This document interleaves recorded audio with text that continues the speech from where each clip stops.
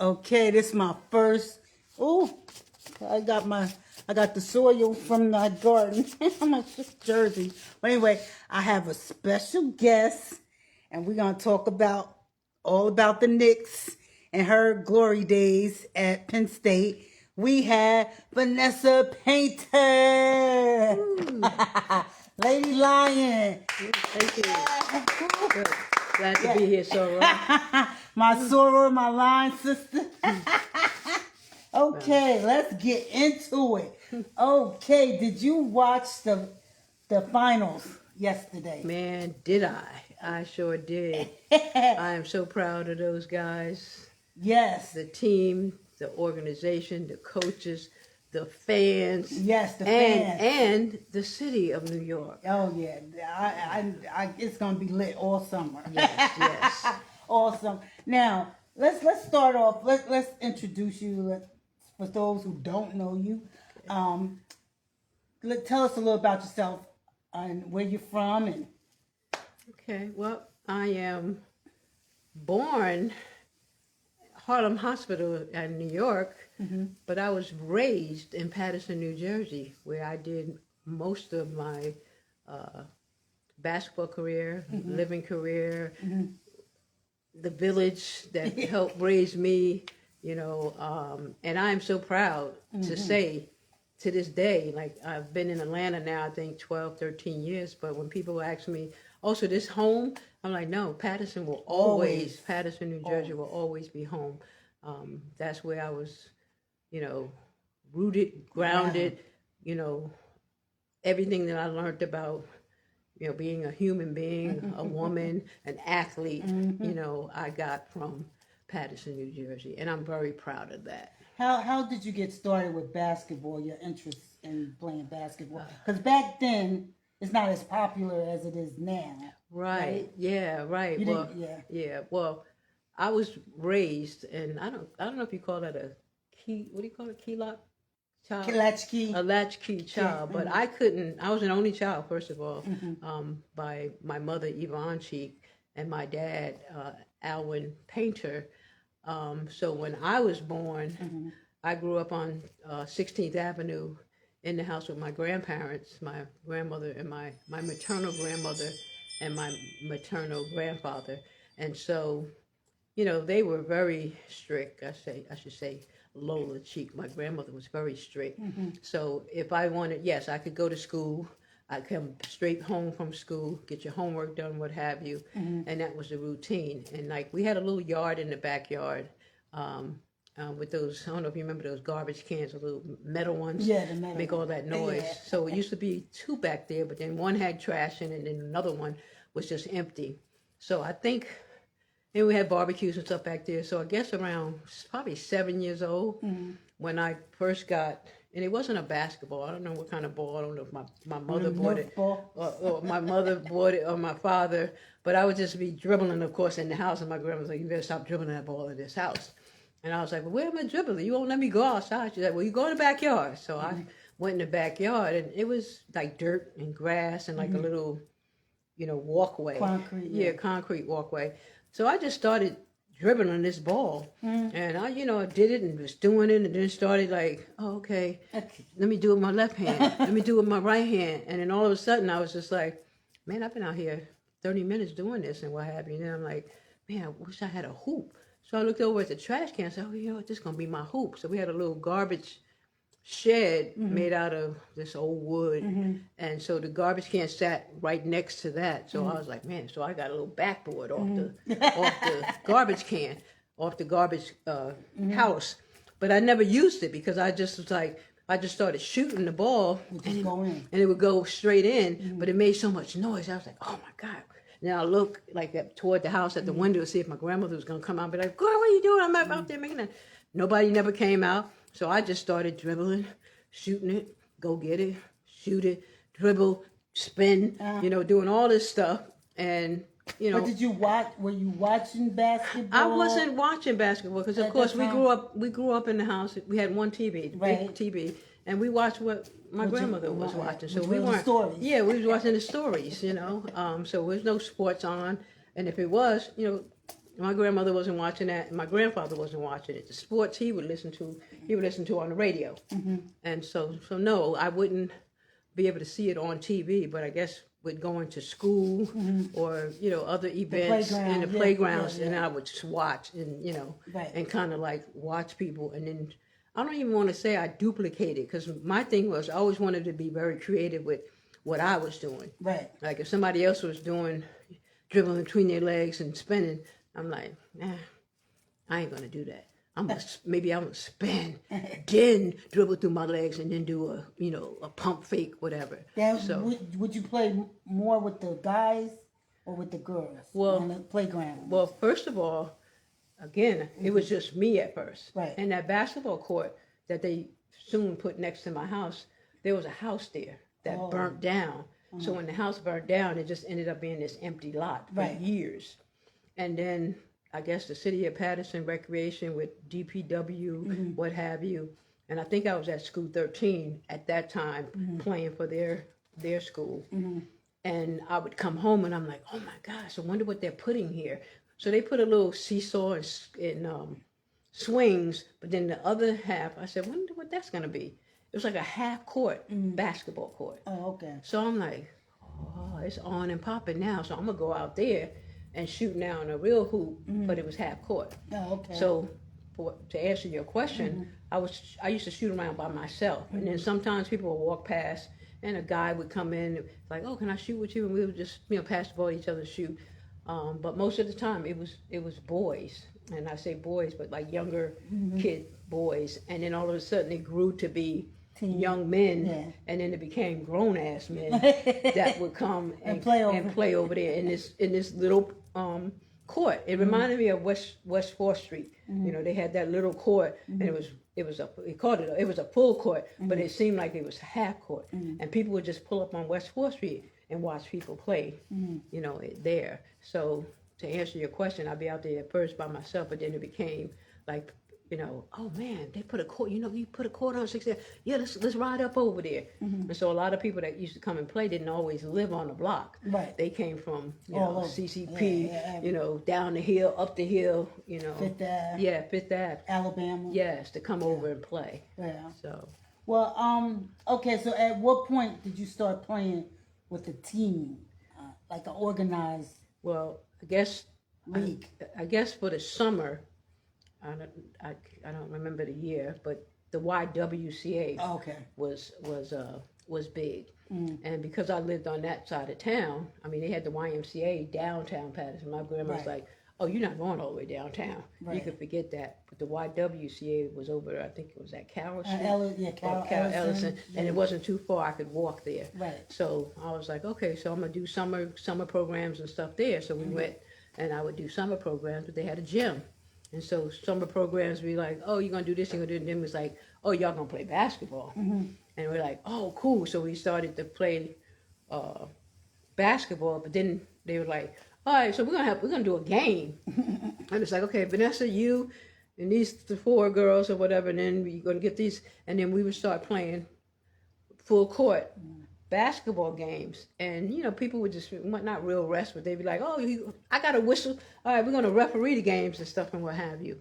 And I didn't consider myself tall, but when I looked at all the other girls that was there, I'm like, oh man, I'm the tallest girl out here. And so it was kind of fun. And so what age was that? Oh my God, what was that, 12? 12, okay. Yeah. So fast forward, you start playing, you get really good, and you end up at Eastside High School, right? Is that the first? No, I ended up from the YWCA. I went to School 13. Okay. So they had a basketball league? They didn't have a basketball league, but again, you had gym, and they had a court out in the courtyard. Okay. And again, it was 2 courts, so it was 1 full court. And so with gym or whatever, we would come out there and play. We played volleyball like inside in the gym, but most of the time to play basketball, we was outside playing. Okay. And once again, it's like, oh, all right, Miss Simmons' class, which was my class, y'all gonna play against Miss Noble's class teacher. And so then we'll come out, and then they'll just sub us in. You know, be girls and boys. All right. And we would just play. Yeah, because it wasn't as popular as it is. Right, now, but it was fun. Among girls. Right, it definitely wasn't because most of the girls was like, oh, I don't play, I'm gonna break my nail, I'm gonna bang your skin. And I was just like, oh my God, like really? But, you know, after a while, they got comfortable with, you know what, this is pretty cool, you know, and so we would do that. So at some point, you go to Eastside High School. Yes. And you try out for the girls' basketball team, or they recruited you? Gosh, I'm pretty sure the high schools were trying to recruit you. Yeah, but because I lived on 16th Ave, which was right around the corner from Eastside, and back then it was called East 18 and Ellison Street, and then after a while, they changed Ellison Street to Rosa Parks. Oh, Rosa Parks. And so I lived right around the corner. So in my head, I was like, it's a no-brainer. I'll be going to Eastside High School. Right. Yeah. You walked to school? I walked to school right around the corner. Right. Okay. So you get to Eastside. You start playing. How did your freshman year go? Did you play varsity or JV? No, I played. I think I played JV first. So you go and you try out. You have to try out. It ain't like you just. Oh, that's Vanessa. It's not like they recruited. It's not like it's Vanessa Paynter. I mean, people knew of me because of being at the YWCA. Because people would talk. It's like, oh my God, there's a couple of girls down at the YWCA playing, and this light skin. And that's how I picked up the name. Light skin. You know, she kind of nice and what have you. She's been playing down there, and then I think she had went to school 13, and. Oh, I'm sorry. We're going too fast. The East Side. After school 13, I went to, and I say the true and real Martin Luther King, which was downtown Patterson, which was, I think it's a court building or something. I don't know what it is now. But I ended up going there. There was a school there? It was a school. It looked like an industrial building first, but they made that Martin Luther King. I don't remember that. Yeah. And so I ended up going there. Is that a high school or a grammar school? It was a middle school, I guess you would say. School. Yeah. I know Norman elsewhere was downtown. I don't remember Martin Luther King. Martin Luther King was it was that nice, like that old brown building, historic. It's on Grand Street? Yes. But it was off Grand, but then you make this left and go down this little side street. Right, okay. And so I ended up going to what was that, 6th or 7th grade there? Oh, okay. Yeah, so I guess you call it. But were you playing or basketball? 7th and 8th. Were you playing basketball then? Yes, they had a team. Oh, and so that was my first official team that I started playing with. And it was called, Martin Luther King.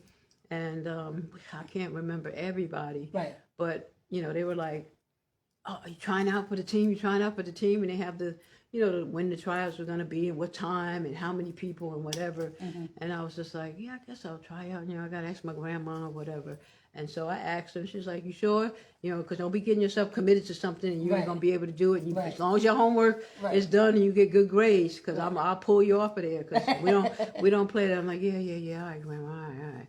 So then, I went to tryouts. And I don't know how long it was. It seemed like it was forever, like weeks and weeks. And we didn't even touch the ball yet. I was like, I felt like I was trying out for the track team. So we were doing suicides and all this other stuff. But then, and conditioning and stuff. But for me, I was just like, man, you know what? This is fun. Like, I'm really enjoying. That's when you got the passion. Like in the movie Love and Basketball, when they asked Sanaya, like, when did you fall in love with hip hop? I was like, yo, Vanessa, when did you fall in love with basketball? And I want to say it was at Martin Luther King, because that's when I guess when a woman becomes of herself. Yeah. And I was just like, because now we're growing, we're getting a body, puberty and stuff, and I'm just like, I'm liking this. And so fast forward, we try out, we try out and we're playing. And we ended up winning some awards at Martin Luther King and beating teams. I couldn't tell you who we used to play. That's a while ago. What teams like Martin Luther King would play against. But I just remember it being fun. That's interesting because, like I said, what girls basketball was the most popular next to track sport for females.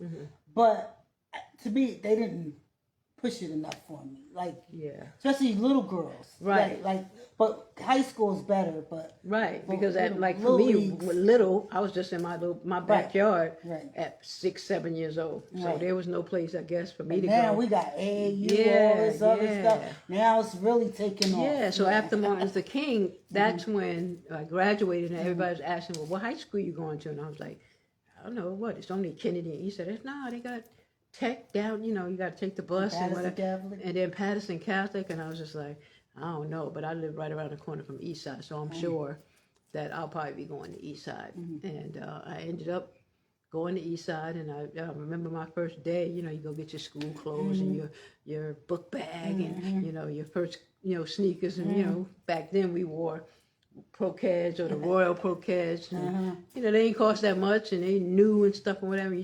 You got your hair did or whatever and you walk in, I don't know what time we had to be to school, but I get up and I walk around the corner, and I think we had to stand in line and, find out where we was traveling to, where your lockers are and what have you. And once again, from Martin Luther King and even being at the YWC, I was like, man, wow, this school thing in basketball is kind of nice, and still there wasn't that many women or girls playing. So I'm like, wow, they said they're going to have a basketball team. Hopefully we have enough girls to try out and want to play. Well, then, so obviously there weren't enough. Yeah, there were enough. And then, honestly, people started coming to that school because of the sports and basketball. It's like, oh, they got Martin Luther King, they got a basketball team, you can go play. It's like, oh, I can't. Oh, let me ask my parents. Or it became like this lottery type of thing. Like you thought you was in the NBA, WNBA back then, because they're like, oh, well, maybe we can get her to come here to this school or whatever. Because really the 80s is when it really got popular, because I know a couple of people from Kennedy. Okay. It was a Peaches. I think she's Ordell's daughter.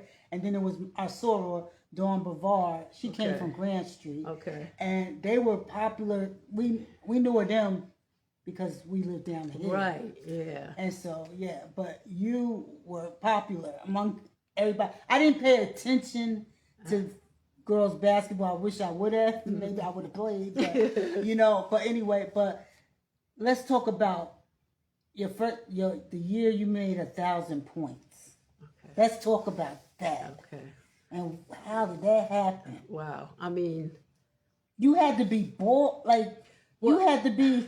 And again, I guess for me, when I was on the court or even in practice, dribbling, shooting, running, I was somewhere. I was in a different zone. I was in a whole basketball frame of mind, not what's going on over here and this and that. You totally blacked out. Yeah, I would black out at practice or even in a game.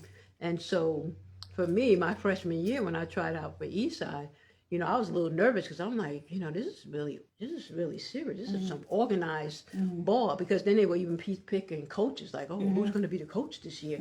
And oh, such and such came from. He played. Who was the coach? He played. Barry Rosser was my coach, and they're like, oh, he's pretty good. He played football, but I think he dabbled with basketball. This and so you like listening to like.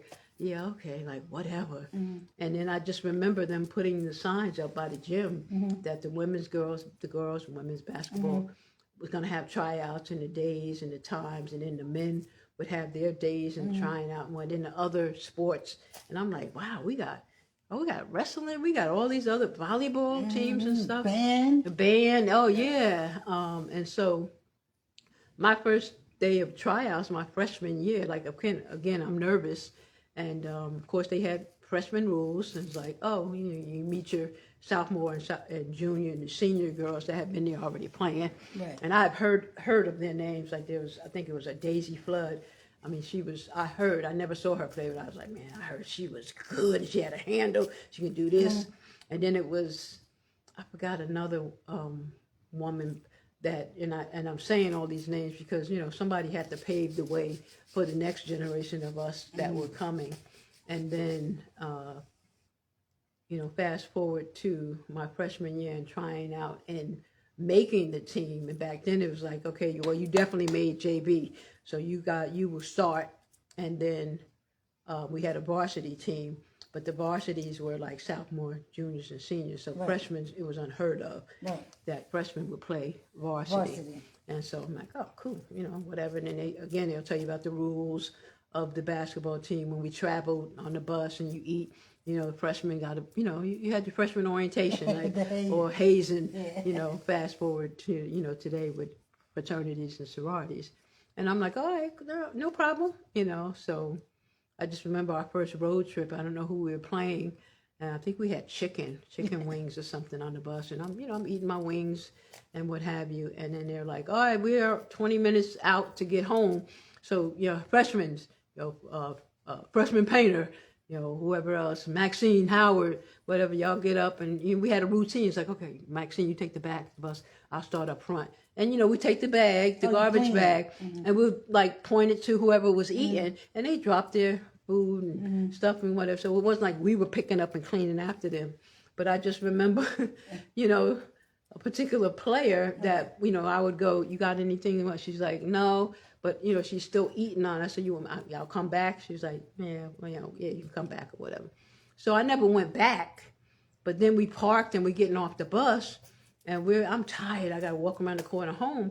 And all of a sudden I hear, I don't know if it was Coach Rossick or one of the lady coaches that's like, yo, Paynter, there's some bones in the back on the bus. I said, I can't be. Ain't no but then I was like, oh, snap. What's her name still was eating. I said, she didn't, I went back there, she wasn't finished or whatever. Like, yeah, the rules, go get the bones. So I'm like, you know what? All right. So I went and I picked them up. I didn't think I had a glove or whatever. So I just picked them up. It might have been in the chair or the seat. And I went and put them in the trash at the front of the bus. Got off. You still remember that? Yeah, because for me, that was traumatizing. Because when I now think about that, I was just like, was I being bullied or, and I didn't know it, or what have you. Yeah. And I'm just trying to fit. I'm just trying to fit in and be part of a team. And so got off the bus, went home, went to sleep. Next day we go to school, what have you, practice. And I think the coaches brought it up again. It's like, let me just reiterate. When you're on the bus and stuff eating, make sure all the bus, because it was nice, but then there was a couple of bones that was left, and we had to clean up. And so just be diligent about making sure you clean it up and throwing your stuff and whatever. So I just happened to glance over at the person that I saw that had the bones, and we didn't exchange words. I didn't say her name because I'm not trying to throw her under the bus. She knew who she was, and I'm like, all right, cool. And so that went on, traveling, and then even in practice, like when we practiced, you had all the balls, you had the things that you put the balls in, you had jump ropes, whatever we were practicing with, the freshmen had to clean up, the gym afterwards or right before practice was over. It's like, all right, junior, senior, hit the showers, whatever. All right, freshmen, and if it was enough of us, or maybe a sophomore, but most of the time it was the freshmen that had to clean up.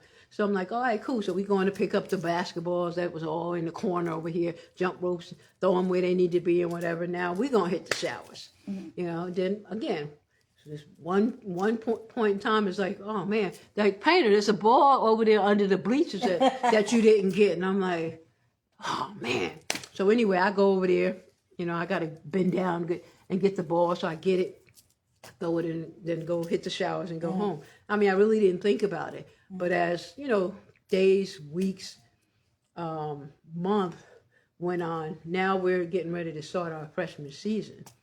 And I'm still dealing. Oh, we ain't in the season? This is before the season? This is just basketball practice, and we're going to classes, just trying to, I'm taking classes, and I got a test today we got practice this time. Man, what time I'm going to get home after practice so I can do my homework and what have you. And so it went on. How did you do that? That's what I wanted to ask. How did y'all balance homework? I know I'm talking about during the season. Okay. How did you do that? Well, again, if you're tired, I know, but see, again, I guess it's how you was brought up, because it was unheard of. I went home after practice. I don't care how tired I was. It's like, my grandmother had food for us, and so it's like, oh, your food. Did y'all have study hall? Did y'all have study hall? I don't remember. Okay. I don't know. We might have, but I don't remember. You know what study hall is? It's like during day, Yeah, you had that free time to do your homework. I don't remember that, so I don't know if I don't know if I participated in that. Oh, okay. But when I got home, it was like, all right, cool. How was practice? It was good. All right, you're gonna eat, then you knock your homework out and stuff. So I, was on a schedule. What time did you get home from practice? Because we got out of school like 3 o'clock. Yeah, right? So I think I got out of practice maybe 5:30. Oh, 5. Okay, yeah, I'm thinking 7, 8 o'clock. Okay, yeah. No, but I got 5:30. Okay, then we're eating dinner. right. 6:30, and then shower, bath, whatever you're gonna do, pajamas, and then if you lucky, like, okay, it's Tuesday night, and it's just like, oh, what's the lineup? Oh, we had Good Times coming on, Jefferson's or whatever. Then you sit in the living room with your family, and you watch shows until probably 9 o'clock. You do your homework while you're watching the show? No, I was doing my homework while I was eating and doing my dinner, Okay. And then after that, you watch a show at 8 o'clock, and you might go off at 9. If I'm lucky, something was coming on, I said, oh, can I watch that? It came on at 9, and then it went off at 10. Lights off, 10 o'clock. I'm like, but can I? Oh, no. 11 o'clock, maybe on a Friday night. But so I was in bed. I have to be asleep, but I was in bed. Right. And homework is done and whatever. So I guess, that studying and doing my homework and stuff, came from first, being disciplined at home with the kind of schedule you had at home, because you had to clean your room, do laundry, all that stuff as well, cook, learn those things as well. Did you win a championship the freshman year? Did y'all win a championship? Well, let me just say this. By the time our freshman year was starting, I ended up telling my mom about how practice was going. And then, like, they got this freshman rule, Mom. And not that I'm not okay with it, but this one player is just like, she put the bones this and then my mom was so cool, she'd be like, baby, she always like, baby, I don't know, I think you read into it. I said, I hope so. I said, because we're on the same team, man, and she's really good, so I think we could take the championship and win this thing. She's like, really, like, looking at me like, oh, really, you can really play basketball?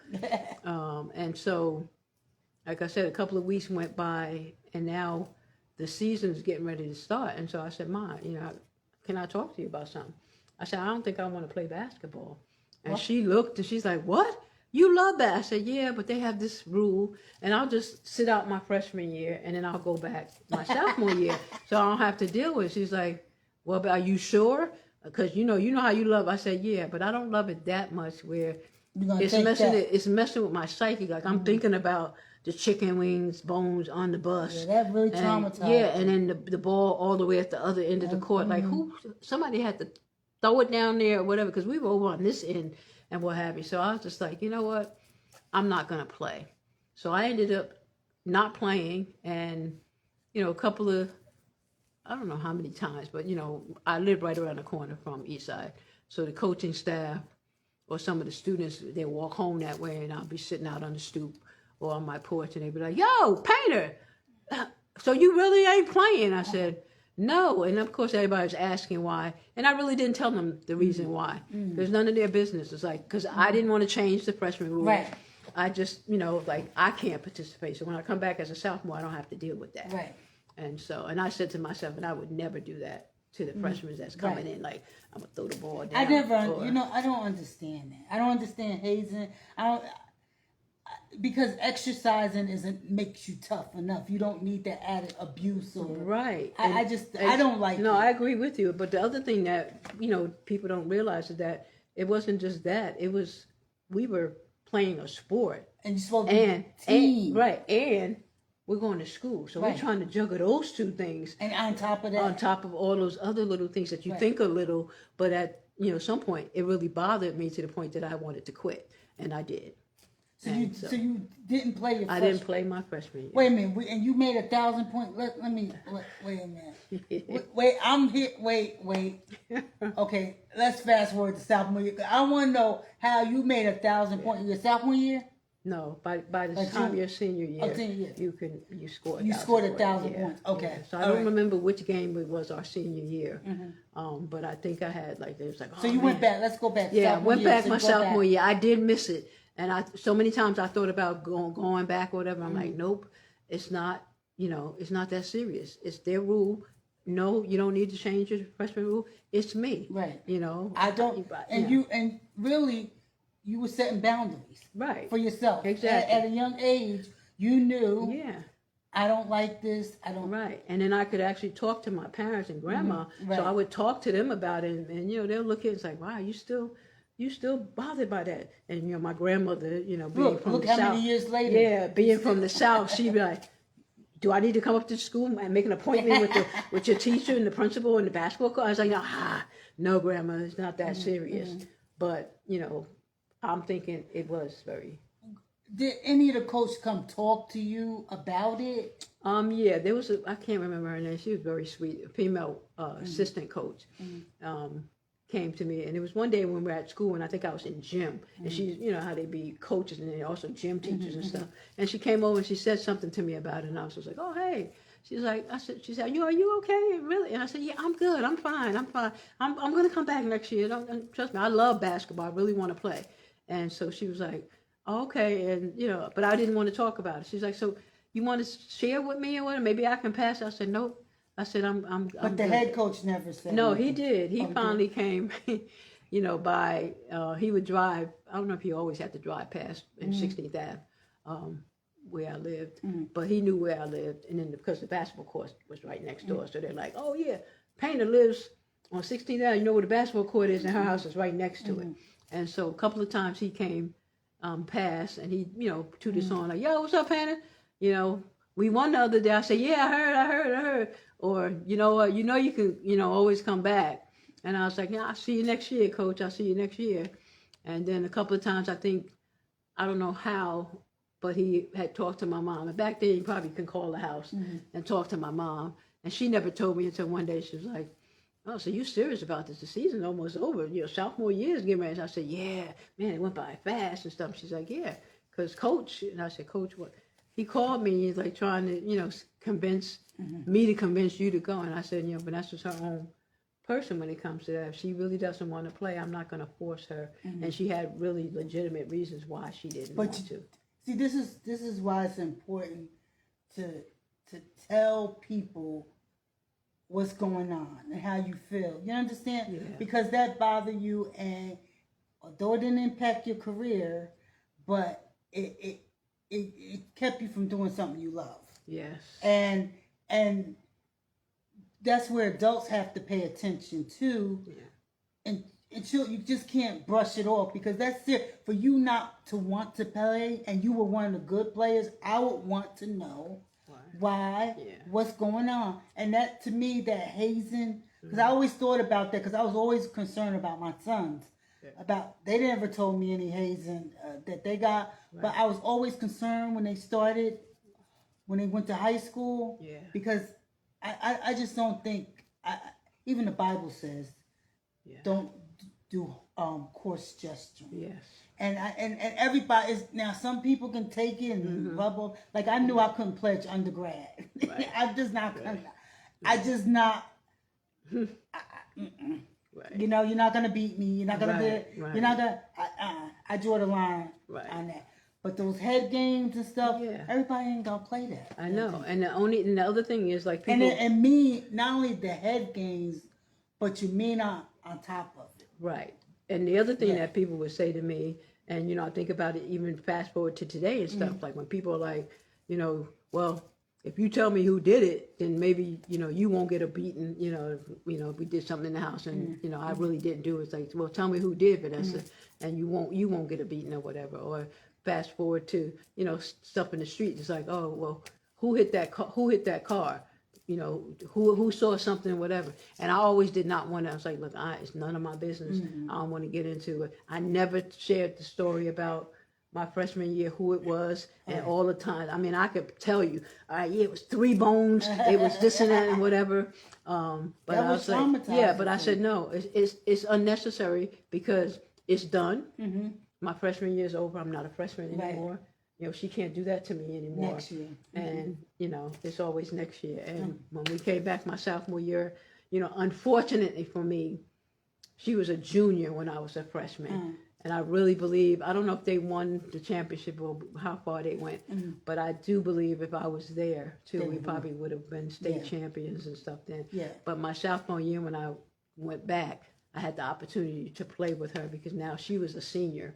There was a couple of them that were senior. Now I'm a sophomore, and we ended up, I don't know if we were undefeated. We won the county and we won the state. We never got to that, I don't know what that next level was, you know, but, and it became very noticeable to me that I was like, you know what, I really enjoy this game. The whole offensive playing, defense, making something happen. And what position you played? I played a small forward. What does that mean, small Okay, forward? well, there's 5 people on the court, and because I think I shared I was tall, so I could actually be a forward or even a center because I had leaps, so I could get down and jump up like Wimp and Towns, you know, get the rebounds and then put it right back up. So who's responsible for getting the rebounds? The center?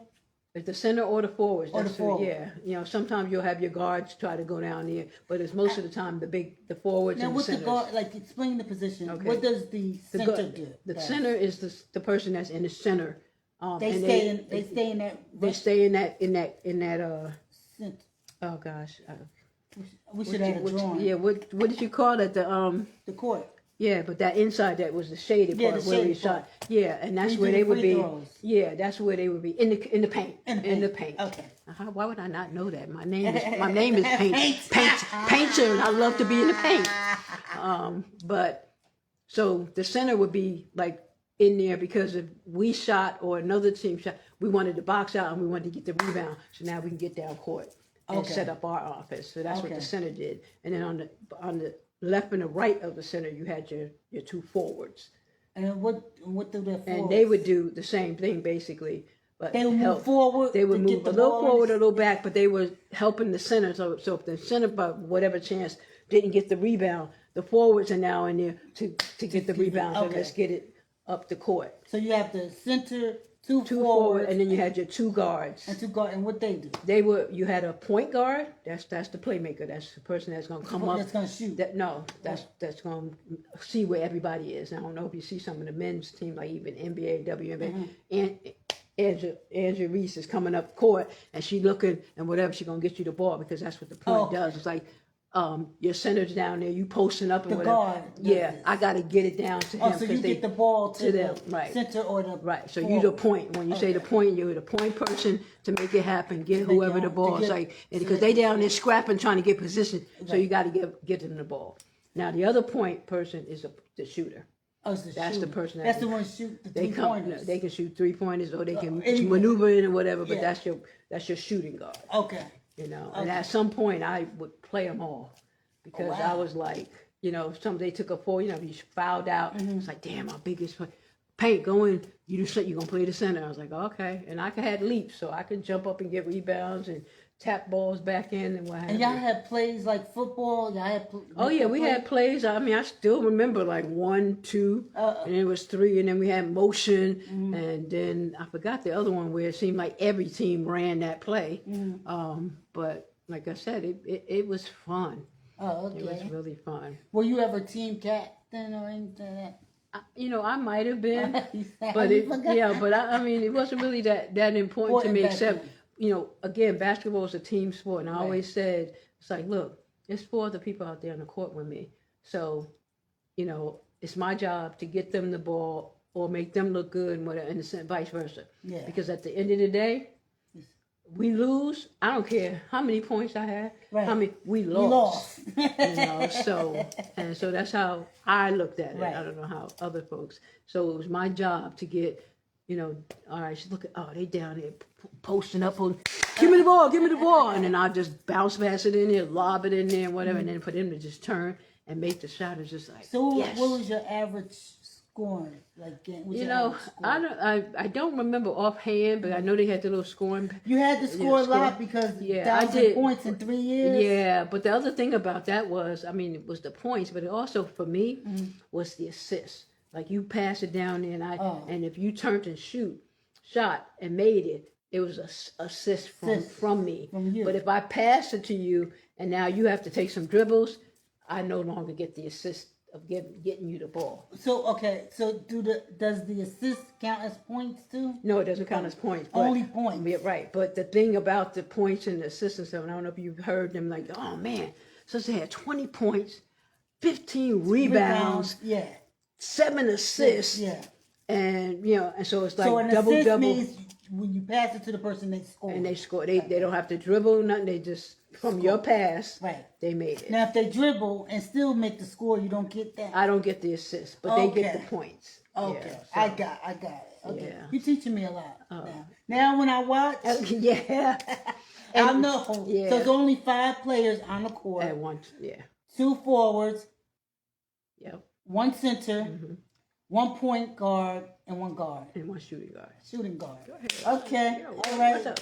Yeah. Okay. So, yeah. You can't tell me nothing. Yep. And Okay. so after the games, or even in the locker rooms or whatever, they have the pre thing with all your assists and whatever, and then scoring this and that and whatever. And that's where they would come and be like, after the game, damn, Paynter, you had 10 assists, 21 points, and 10, and I don't know why rebounds were so important for me. I was just like, man, I had 12 rebounds, because for me, I didn't consider myself tall, but I could jump. So there'd be girls taller than me, and they're jumping up to get the rebound, and I just come over there and get the rebound, and now I'm going the other way and stuff like, okay, let's rock, y'all, let's go. What if, I'm gonna ask you this: when you have your period, how do you play with cramps, all that stuff?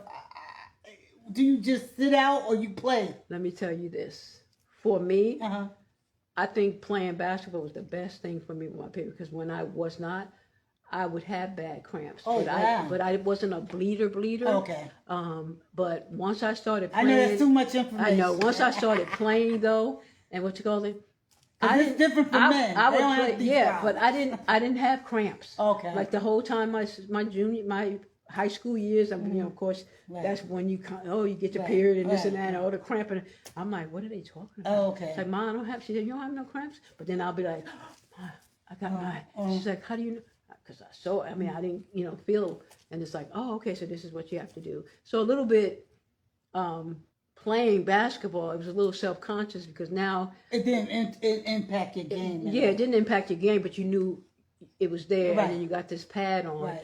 And God forbid if you wore your white uniform. Right, that's what I was thinking. And about. It's like, oh my God, if I like that would be on my mind. And it was on mine too. But again, I had cool parents, my grandmother and my mom, and it's just like, okay, you're gonna wear this size pad during this time, and then you double up on this or whatever, so that, or you put other shorts underneath your white shorts. That makes sense. You can capture before.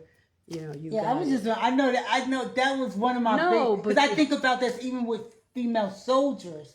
I'm like, how are they out in their battlefield and they get their like I don't think they should be out there, but Yeah, but I mean, hey, we're females and we have our issues, and then males have their whole other sort of issues going on.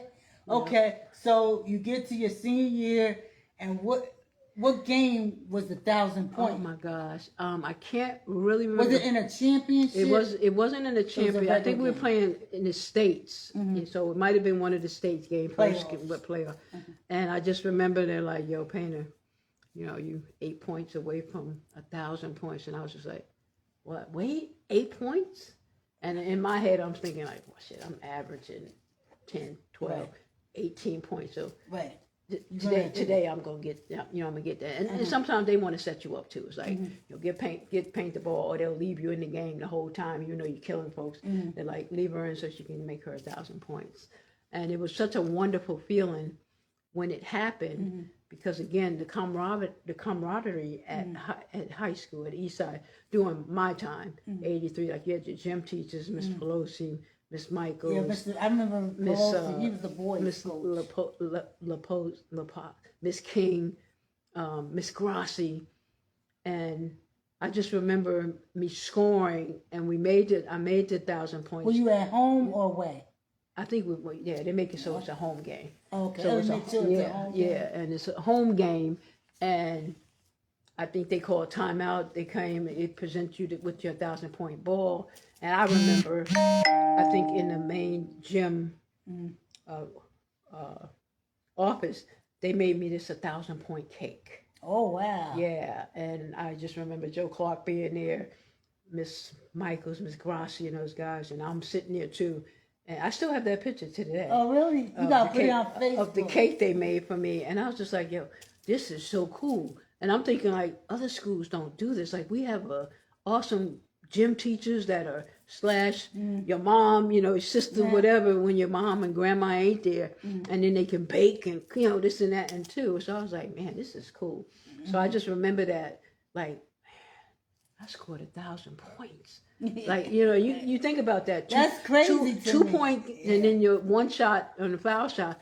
But that's a lot of daggone points. That's a lot. That's right. And then when I realized that, you know, after, and this was after I was long gone from East Side, everybody's like, oh, I scored 1,000. Oh, I scored 1,000. Oh, I never scored 1,000. And then I go, wait a minute. I scored 1,000 points in 3 years. So they're like, no. Oh, damn, that's right. You didn't play your freshman year. So now I'm like, ooh, oh, shoot. You know? So 3 years, that's impressive. Yeah. So you get recruited, you're getting letters from everywhere. Oh what made you decide to go to Penn State? Wow. First of all, the letters coming in, and they would come to the office at Eastside. Because back then, I guess, you know, you didn't have Title IX or whatever, and so they couldn't talk to your parents. You couldn't send stuff to people's homes or whatever, so they went to the school. Right. And so I just remember every week, every 2 weeks or whatever, Mr. Ross was like showing me a package. I was like, what's that? You know, oh, North Carolina, Navy, USC, Tennessee, Rutgers. I mean, states that I didn't even know had schools, and I'm just like, so they want what? He said, they want you to play. I said, they have a basketball team? I didn't even know. And so now he's like, well, at some point we're going to have to go through these, sort them out and whatever. And I forgot what the rule was then that year, that you can go visit 5 schools, but then you can narrow it down to 3, and then you pick your one by a certain point. By a certain deadline. And that became, it wasn't traumatizing, but it was so many letters. I know. And then I was like, Ma, like, how do I choose where? And then I'm like, well, oh, I've never been to California. And, oh, let's go to the beach. We can stay there and go to the beach and stuff and make a vacation out of it and what have you. But I did. I think I went to visit USC. And that's when I realized, I'm like, you know what, I can't come down. It's sunny. It's just, it wasn't even about far. It was like, it's nice and sunny. The beaches. I ain't going to go to class, you know. And so it was like, that was nice, chalk it up, whatever. And I think I remember going to Cheney because I liked Vivian Stringer as a coach. And so she was the coach there. But of course, my mom she said, yeah, look, you already grew up in the hood. I'm not sending you 1,000 miles away to be in the hood and not know if you're making it safe to the dorms and what have you, whatever. So I ended up narrowing it down to Penn State, Notre Dame. And Notre Dame? Yeah, and Rutgers. And I chose Notre Dame because, I mean, their campus was just beautiful. I know, they got a beautiful campus. Yeah. And I was like, and I knew, I was like, yeah, I'll be in class because ain't nothing else to do and what have you. And the same thing with Penn State. A little less of a beautiful campus like Notre Dame, but it was really nice. And the support system that you had, and plus, like I said, it's cold. It was this. I'm going to class. There was nothing there to entice me not to go to class. Yeah. And then, of course, you know, most people was like, you know, stay local because, you know, the in-state money opposed to you paying out-of-state. But I didn't have to worry about that because I was getting a scholarship. Right. But I still was like, man, I like Rutgers. And back then, I think it was Teresa Grintz or whatever her name was at Rutgers. And so I said, here's my 3 schools. And then showed my mom, my grandmother, my dad, and then Coach Rosser. And then, of course, the principal, Joe Clark.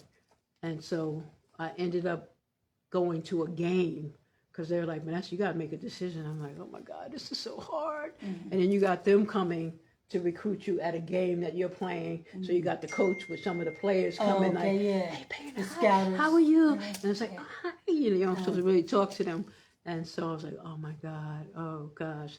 And then I just remember like going to a Penn State Rutgers game. And I want to say it was at Rutgers. And I was sitting in, where they have us sit as the recruiters. And they, I'm deciding on both of those schools. And I want to say Penn State beat Rutgers that day, that game. And so Rutgers was like really upset. So they were like mad, and they just went straight to the locker room. They didn't come over and say, hey, I'm glad you showed up or whatever. But Penn State was just like, hey, Penny, did you like the game?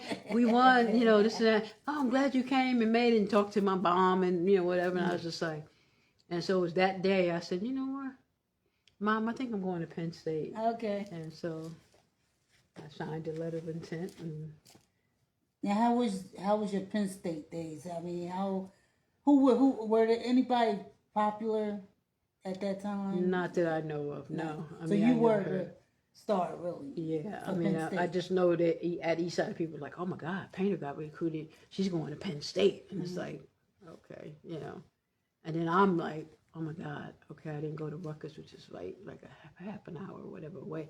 Penn State, oh my God, it's a 5-hour car drive, but I'm still far enough and close enough to get home. But now I'm like, man, and like I can run home and get a good meal or what, like.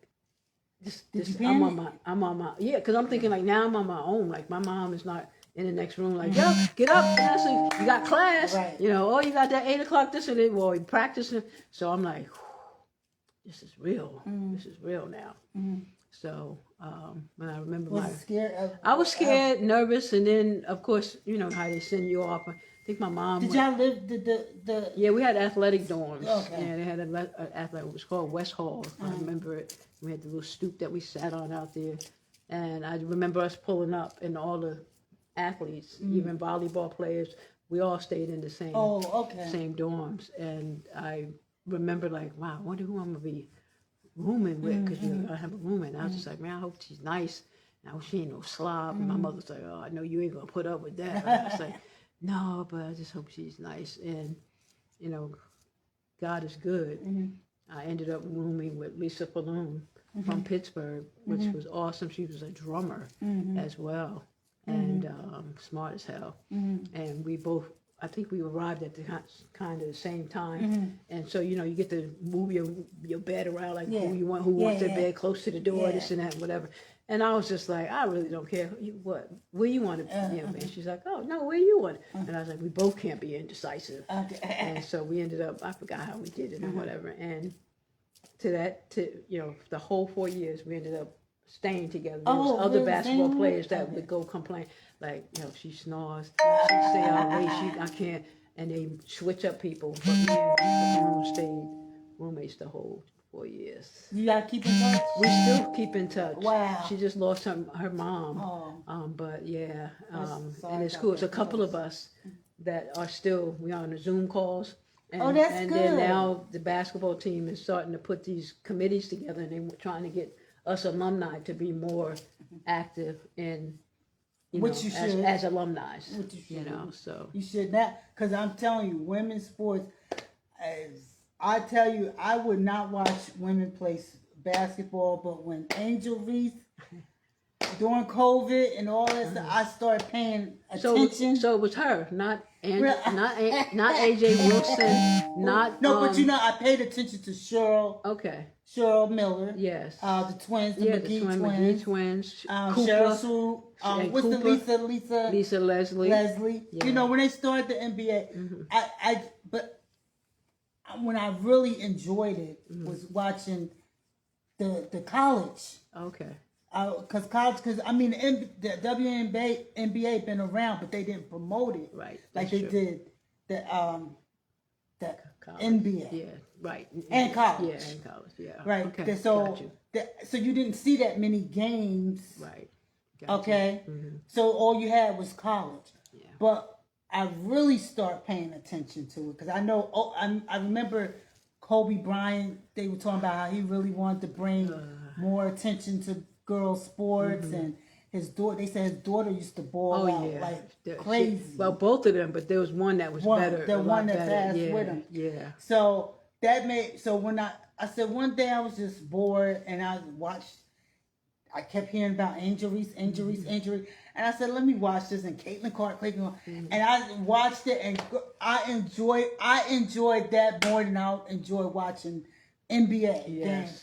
And these girls bang it out, and I like it. They're feminine, you know what I'm saying? Like, and they just, and they just because like FloJo, remember when FloJo ran track? Yep. But FloJo was stylish, it had her nails done, had her hair done, and they just, and she was fast, and that's why I like that they're bringing that FloJo flair, right? And the thing, and the thing I like about with the WNBA now, it's like everybody has their own style. Like if you want to wear your pumps and weaves, if you want to be a tomboy, you could be a tomboy. And if you want to wear your jeans or some sweatpants and sneakers, you can do that. So I like the versatility. In that. Yeah, I like that. But one thing we was watching, and I got annoyed at the newscaster because they were talking about hair and nails. And I was like, why are they talking about hair and nails in the middle of a game like this? Not the player. I'm talking about the commentators. Sports commentators. And Charles was like, well, they're girls, right? And I said, well, Dad ain't got to talk about hair and nails in the middle of a game. But I'm glad. And I told you, we got to support the WNBA more. Because fast forward now, I think the WNBA is 30 years in. Yeah. And they started with 8 teams because I was there from the beginning. Wow. When the Liberty started, thank you, Rose Harding for having season tickets and inviting me to be there with you. And now I think we have 15 teams now in the WNBA. And now they can hold their own. Yes, and now they got salaries. Now they got salaries of millions and 2 million, 3 million, and more endorsements. Yes, endorsements, sneakers, commercials, cars, whatever. Right. And even to the point in college, like now you can make money. You can have a brand in college. And I worked on a lawsuit that was made that possible. Cool. Even though we were on EA Sports, we were working with their attorneys, but we were like in there like, dang, this ain't right. They need to pay these people. You using their likenesses, and now they got things. Thank you for that. We were like, they need to pay these people. So I'm glad that happened. Another thing, I'm glad because when I heard the salaries that they made, I almost passed out on the ground. I said, are you kidding me? Yeah. But and then I think in Vegas, one of the Vegas team, one of the casinos wanted to give the girls money, for advertising stuff. They got upset about that. I'm saying you paying these women garbage, and you arguing about $100,000 advertising payment. So I'm glad now that the salaries are going up because now they're sustaining itself. Right. They have the. But I'll just say this as a person who, of course, I was too old when the WNBA came out, so I was already in my career and working. But I did have the opportunity to come out and go try out for the WNBA, and I went to Utah, and I think it was the Utah Stars was the name of that WNBA team. And are they still around? I think they changed. I don't think Utah. But the phenomenal about the salaries was, for me, their season's only 3 months. Okay. So if you making that's right. I never put that in $70,000. $70,000. And I used to say that about my friends that were teachers. They're like, I don't get paid enough or whatever. I said, you go to school 187 or 181 days. You got summers off. Yeah, see, I've been in corporate too. Right. So look at your salary and divide it by 3. Okay. Like, and they're like, oh, I didn't think about it like that. Yeah, I didn't think. I'm thinking these guys make millions, and I'm saying they making 80,000. Get out of it. But if you put it in perspective, that's it's like $25,000 a month. Yeah. I mean, that's not bad. To do what you love. Right. To do. Getting paid to play. Okay. Yes. Yeah, but now I'm glad to see with the endorsements. Yes. Even more. I really. And then the whole endorsement with the NBA, like to watch the NBA men's support the WNBA. Right. Which is crucial. Yes. I mean, yeah, it was like so, I don't want to say segregated, but it just felt like the men were doing their thing, the women was trying, whatever. It's like, oh, forget them. And now it's just like, you know what? We need to embrace, embrace our sisters, our mothers, our cousins, our aunts, because that, you know, so many of us have people that we know, and not just in the WNBA and the NBA, but baseball, soccer, football. That baseball's the next one. Softball, they need to really start supporting that too. But I heard flag football was becoming a. Oh really? I don't like. I'm gonna tell you the way I wear our makeup. I'm just flag is okay, but as long as they ain't tackling, because we not our body's not right. And I know that, but I was just like, wow, that'd be awesome. Flag, and then even the Special Olympics, it's like, you know, there's people unfortunately had accidents or whatever, and they get the play. They get the play. Yeah, I like to see the wheelchair. That takes skill. Oh my God, yes. A wheelchair playing basketball and wheelchair. It does. Now that's impressive. Right. Yes, it does. So okay, and so let's get to the Knicks game. Okay. Wow. Okay. Let me tell you, I didn't know this. The last time they went to the championship and they lost to the Spurs was in 1999 when I had Andrew. So fast forward, Saturday was his 27th birthday. Oh, wow. Full circle, and he won the They won the championship on his birthday. Wow. I said, and then when Charles bought me this jersey, it's Bridges, but 25 is significant because that's when I rejoined society after my hiatus. Right. 11-year hiatus. Right. So I came back out. So I really enjoyed, and even with my Giants jersey, it has 97. Okay. That was the year I got married. Wow. That was the year I became a mother. You know what I'm saying? So and then it's the last name was Lawrence. When we moved to Georgia, we moved to Lawrenceville. Wow. So these jerseys have significant. Yeah. You know, I said, God, you got a sense of humor. Yeah, you know? He definitely does. And you know, the whole sports thing has came full circle. Just you know what, and so with the Knicks, for me, I've been a diehard Knicks fan since from its exception. Even when they're losing, you know, some people are like, okay, well, I'm rooting for Boston today. I'm rooting for this team, whatever. The fans hung in there. And even if they lost and wasn't in the playoffs anymore, I'm just like, okay, well, the Knicks are not going to. I guess I'll root for Sixers or something like that. But it was either between the Knicks or the Nets. Okay. That I rooted for. Okay. I never liked any other team. No, you know what? I did like Atlanta for a while. Oh, the Hawks. Okay. The Hawks. Yeah. But other than that, I really only stick with the Nets and the Knicks. No, you know, I went with the Sixers because me growing up and being playing basketball, my idol was Dr. J. Oh, Dr. J. So because he played for, you know, of course the ABA first, but then when he went and Alvin Iverson played for the Sixers. Yeah, he did too. Yeah, but for me, you know, and then I got to watch him practice at St. Joe's University because that's who we were playing, and they had practice before us, and I was like, oh please, coach, can we go on? Can we please watch it? He's like, you guys gotta be very quiet. And I have a picture of him and me and one of my teammates. Oh wow, you need to put this. And I blew it up. It's a poster size on the staircase at home. Oh, you guys show it to me. Yeah, it's on the staircase going up the steps, and I'm just like, wow, I have to meet him, and then to see him now. And you know, when Magic and all them played, Akeem, Olajuwon, all them, Jordan, everybody. I mean, they used to bang like they were just. They went hard. To me, this is no, the boys are too pretty now. You know what I'm saying? They like beta. They too beta. Yeah. But back then, they were rough. Like. Yep. Like street. Yeah, but that's how. I mean, we grew up, and I'm keeping it real. I mean, I grew up in the hood, right? And so, but that hood afforded me a scholarship, right? Because I'll tell them to this day when I was at Penn State, it's like, man, how you became so good or whatever. I said, you know, all the fellas that grew up on 16th Ave that would come in there on the.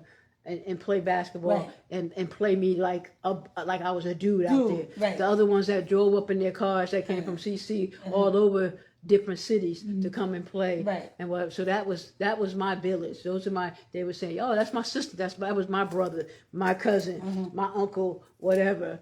And because Dawn Bavard, I saw her.